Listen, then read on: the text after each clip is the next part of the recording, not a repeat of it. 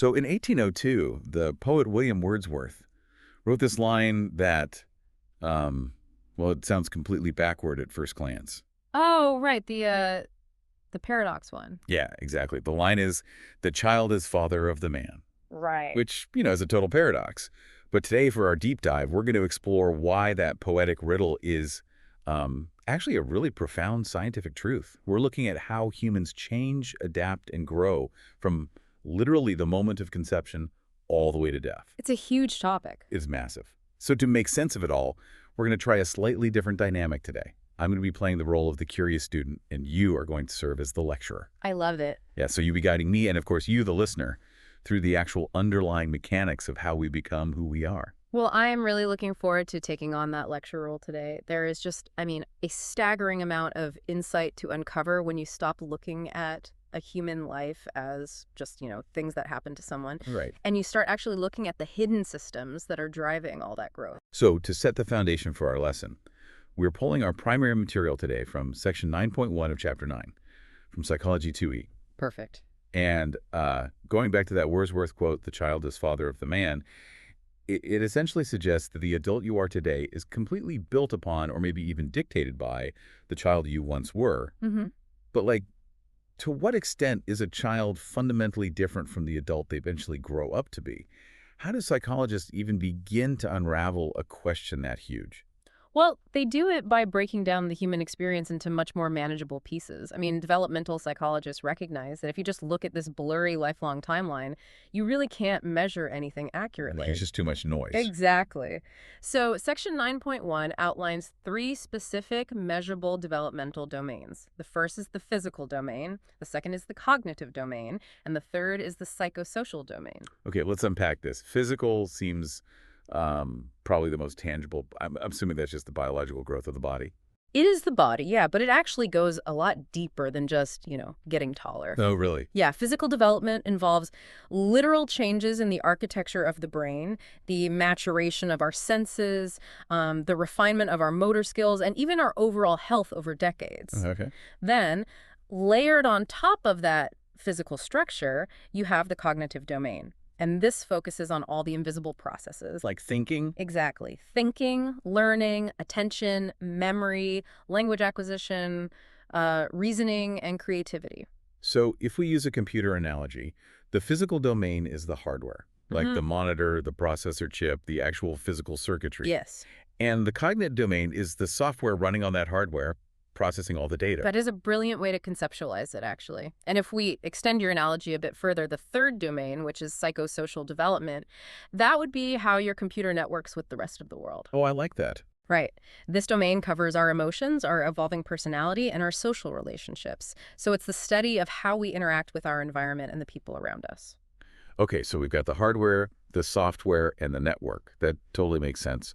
But as the student here, I do have to ask about the methodology. Sure.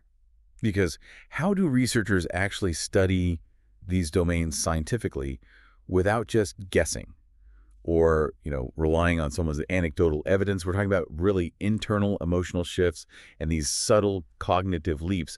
What are the actual tools in the toolkit to get reliable data here? That's a great question. So the textbook highlights 4 primary research methods, and it's really important to understand that no single method is perfect here. There's no magic bullet. Right. They all involve trade-offs. So the first tool is naturalistic observation, and this is basically observing behavior in its natural context. Okay. So a psychologist might sit quietly in a daycare center or a playground or even a subject's own home, and they just watch how children interact without interfering at all. So it's essentially professional, highly structured people watching at the park. Pretty much. I can totally see the appeal of that, though, because you're getting the absolute most authentic version of human behavior. The authenticity is absolutely the main draw. You are witnessing the phenomenon as it actually exists out in the wild, but the trade-off is that you have a complete lack of control. Oh, because you can't make them do what you want to study. Exactly. Researchers cannot dictate the types or the frequencies of the behavior displayed. So if you're there to observe how toddlers share toys, and nobody happens to play with toys that day. But you'd have no data. Right. You are entirely at the mercy of chance. Wow. So if observation is that broad and that unpredictable, how do researchers zero in on something really specific? Well, that brings us to the second tool, which is the case study. So instead of watching 50 kids on a playground, a researcher collects a massive, deep well of information on just one single individual. Just one. Just one. This is particularly useful for understanding exceptional or highly unusual circumstances that you just could never, and honestly would never want to recreate in a lab. Right, because it lets you see the absolute boundaries of human development. Yes, exactly. For instance, Sigmund Freud famously built a lot of his psychosexual development theories around a case study of a child known as Little Hans. Ugh. But a much more profound and really heartbreaking example from the textbook is the case of a young girl known as Genie. Oh, I think I've heard of this. Yeah, she endured a deeply neglectful and abusive upbringing. She was isolated to the point where she was entirely unable to speak. And she wasn't even rescued from that environment until she was 13 years old. God, that is so horrific.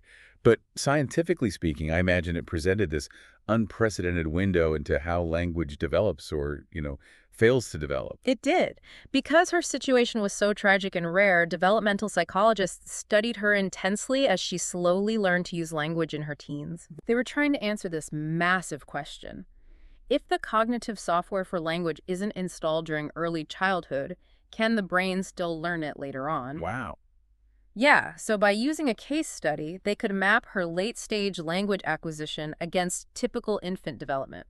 The insight there is obviously invaluable. But the flaw with case studies seems pretty obvious too. Jeannie's brain, her trauma, her specific experiences, they're entirely unique to her. Exactly. You can't just observe one highly traumatized teenager and assume her developmental timeline applies to a healthy infant. You hit the nail on the head. Case studies offer incredible depth, but they are highly prone to researcher bias, and it is extremely difficult to generalize those conclusions to the larger population. Makes sense. Which is why researchers often swing to the absolute opposite extreme, which is the third tool, surveys. Moving from one person to thousands. Exactly. Surveys ask individuals to self-report important information about their thoughts, their experiences, or their beliefs, and you can collect a staggering amount of data in a very short time. The textbook actually highlights a fantastic historic example of this tool in action. Back in 1934, a researcher named Ruth W. Howard conducted a really comprehensive survey of 229 sets of triplets. 229 sets. Yes, it was the most extensive research on triplets ever completed at that time.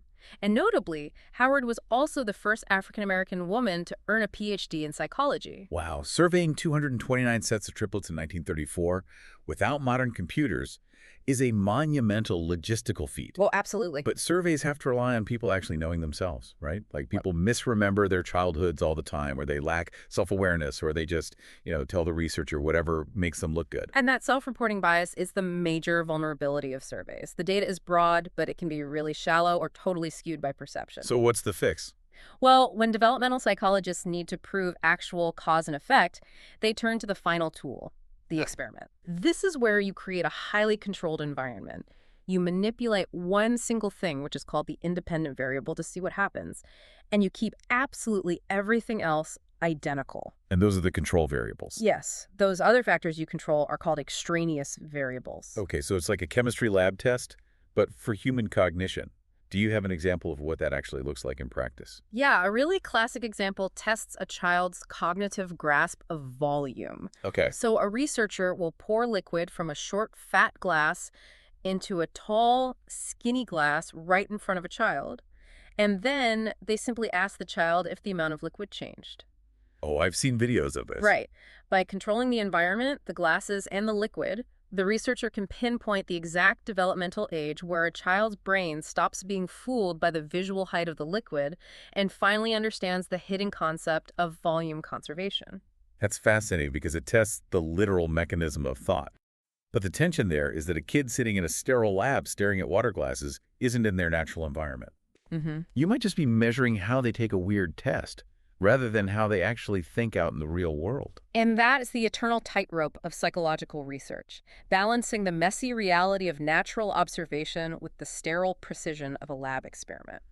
So, taking all this data, the playground observations, the massive surveys, the lab test research, have to be looking for patterns, right? They're trying to figure out what a normal human life looks like. But how do we even begin to define what is on track? Well, to make sense of the data, Early 20th century psychologists developed what the textbook calls the normative approach. Normative approach, okay. Yeah, they analyzed large numbers of children to determine norms, or average ages, for specific developmental milestones. So, when does the average child crawl, or walk, or name colors, start puberty? But doesn't establishing an average essentially create this really strict universal timeline that causes immense stress? Like, if the data says a milestone is supposed to happen at month 12, parents are going to panic at month 13. You are tapping into a very real consequence of the normative approach. And the textbook illustrates this perfectly with an example of two friends, Louisa and Kimberly. Okay, what happened with them? So Kimberly's son started walking at just 10 months old, but Louisa's daughter is 14 months old and still isn't walking. Because the normative average is 12 months, Louisa is naturally terrified that her daughter has a severe developmental delay. Which just feels like a flaw in how we interpret the science. We treat these statistical averages like hard deadlines. We do. And that leads to a major debate in the field. One course versus many courses of development. Right. Stage theories, which is the one course perspective, argue that development is a universal sequence. Every healthy human goes through the exact same steps. Infants coo, then they babble, then they speak. It's just hardwired biology. But surely that universal hardwiring doesn't apply to everything. Like, does a child's environment, their culture, actually change the biological timeline of something as fundamental as walking? It absolutely can. And what's fascinating here is that this is where the normative approach requires a lot of nuance. Right. Biological milestones, like puberty, are generally universal. But the context of a child's environment deeply matters for how those biological urges are actually expressed. The textbook provides a stunning example of this. The Aché Society in Paraguay. Oh, how does their environment alter the timeline? Well, the Aché spend a significant amount of time foraging in dense, highly dangerous forests. Okay. To protect infants from predators or poisonous plants or just getting lost, Aché mothers carry their children almost constantly. The infants are rarely ever put down on the ground to explore. Wow. And as a direct result of this cultural survival tactic, Aché children do not start walking until they are about 23 to 25 months old. Wait, 25 months? That's double the normative average of 12 months that was causing Louisa so much panic. It is. If an Aché child were measured against a Western normative chart, they would be diagnosed with a profound delay. But it's simply an adaptation to their specific environment. That makes total sense. And the story doesn't end there. As Aché children reach about age 9, their environment demands totally different skills, and they're given immense freedom. By that age, their motor skills far surpass U.S. children. Really? Yes. 9-year-old Aché children are scaling trees up to 25 feet tall and skillfully wielding machetes to forage. That is wild. So the human brain is just incredibly plastic. It deprioritizes walking when it's dangerous and then just accelerates these extreme motor skills when they become necessary for survival. Exactly. I think it's worth you, the listener, reflecting on your own life right now. How much of what you consider your normal developmental timeline was actually shaped by the specific cultural and social environment you were dropped into? Because even social milestones like starting school at age 5 aren't universal. Far from it, actually. To put that in perspective, UNESCO estimates that nearly 244 million of the world's school-age children still do not have access to school at all. 244 million. Yes. So their cognitive and psychosocial development is going to look fundamentally different because their cultural clock is just different. Okay, so we've established that the timeline can shift wildly based on where you live. But I want to zoom in on the actual shape of this growth. Okay. How does the mechanism of development physically happen? Is it a slow, smooth evolution, or does it happen in sudden bursts? That is the essence of the continuous versus discontinuous development debate. Okay. Continuous development views the process as a smooth, cumulative progression. You're gradually, imperceptibly improving on existing skills. The most obvious physical example of this is a child growing taller. Right. They don't wake up suddenly 3 inches taller. It's a steady, continuous slope over years. Okay, let's unpack this. If continuous development is a smooth slope, then discontinuous development must be a jagged, sudden change. Correct. Discontinuous theorists believe development takes place in unique, discrete stages at specific times. It is not gradual. So what's the mechanism there? It's often a sudden biological switch flipping in the brain, unlocking a completely new cognitive ability that literally wasn't there yesterday. A classic example is an infant developing object permanence. For months, if you hide a toy under a blanket, their brain literally believes the toy has ceased to exist in the universe. Right. Out of sight, out of mind, literally. Exactly. Right. And then a neural pathway matures, and suddenly they understand the toy is just hidden. It's a leap. So continuous growth is kind of like rolling a snowball down a long, gentle hill. It just steadily accumulates and gets bigger over time. Yes. But discontinuous growth is more like playing a video game. You're wandering around at level 1, gaining unseen experience, and then suddenly you hit a threshold and level up. Yeah. You jump up a discrete step on a staircase, and instantly you possess brand new abilities. That staircase analogy is exactly how the textbook visualizes discontinuous development. You're moving up discrete, flat steps rather than walking up a ramp. All right, so whether we're rolling down a slope or jumping up a staircase, something has to be driving that movement. What is the actual engine of human development? Is it our DNA, or is it the world around us? You are knocking on the door of the most famous debate in psychology. Nature versus nurture. Right. Are we who we are because of nature, our biology, our genetics? Or are we who we are because of nurture, our environment, our parents, our socioeconomic status? And obviously the answer isn't a simple binary. It's got to be an interplay between the two. It is a deep reciprocal interaction. To understand the mechanism, we have to look at our genotype. Okay. Your genotype is your baseline genetic code, the raw biological blueprint you inherit from your parents. It dictates things like eye color or your height potential. Right. But beyond that raw blueprint, your environment, the nurture, dictates how and if those genetic traits are actually expressed. The environment literally turns certain genes on or off. Okay, here's where it gets really interesting. The theory of nature and nurture interacting makes total sense. But does the textbook provide a stark, measurable example of how nurture, specifically something like socioeconomic status, can physically alter cognitive development? It does, and the mechanism is incredibly sobering.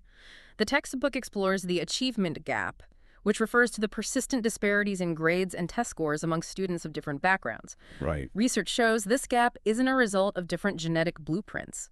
It is heavily forged by environmental factors long before a child ever even sits at a school desk. How early does this environmental impact actually start? Right from infancy. Psychologists Betty Hart and Todd Risley conducted a landmark longitudinal study published in 2006. Okay. They spent their careers analyzing early language ability across various income levels, and they didn't just use a quick survey. They recorded and analyzed 1,300 hours of everyday parent-child interactions. 1,300 hours of ambient conversation. That is massive. What did the data actually show? Well, they found that while all parents engaged with and loved their kids, parents with middle and high income status simply talked to their children significantly more. Yeah, they engaged in more back and forth chatter, they asked more questions, and they used a more varied vocabulary. And the cumulative effect of that environmental difference is staggering. Well, that happens. By the time the children were just 3 years old, the higher income kids knew almost double the number of words compared to their lower income peers. Double the vocabulary by age 3, just from ambient exposure. But what is the actual mechanism there? Why does just hearing more words matter so much? Because every time a toddler hears a word, a neural pathway in their brain is reinforced.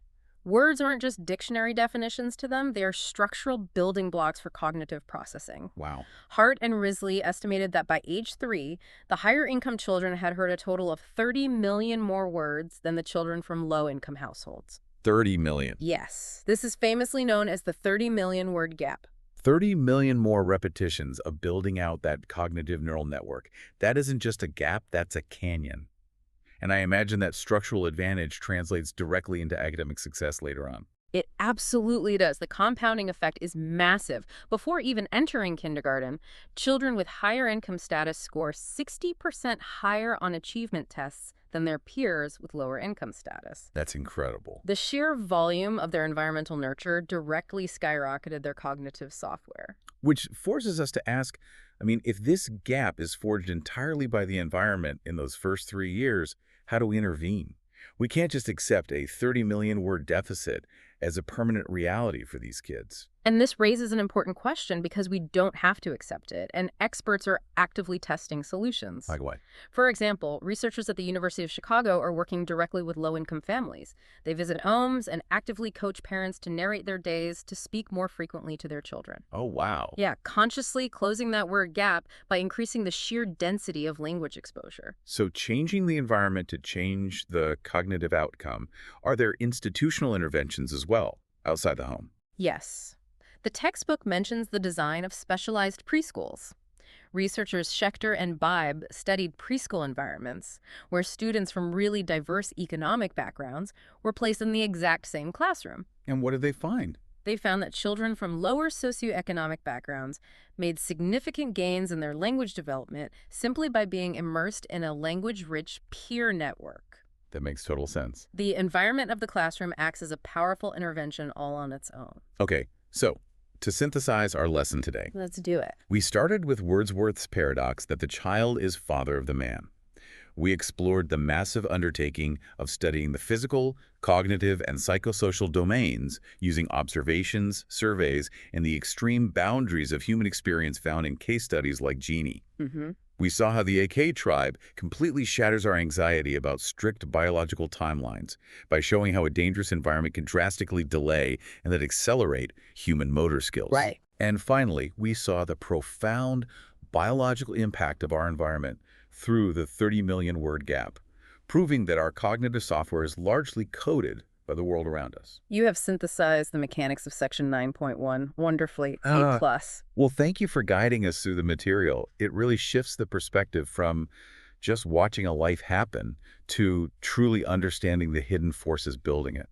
It has been a pleasure diving into this with you and with you listening. But before we wrap up, I do want to leave you with one final provocative question to think about long after this deep dive ends. Okay, let's hear it. We just explored how our early childhood environment and the sheer volume of language we are exposed to physically shapes our cognitive development by age 3. Right. But neuroplasticity doesn't just shut off entirely, so consider your own life right now.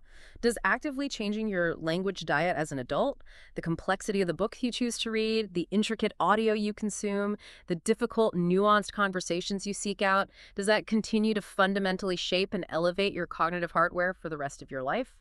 Keep challenging your environment and keep asking questions.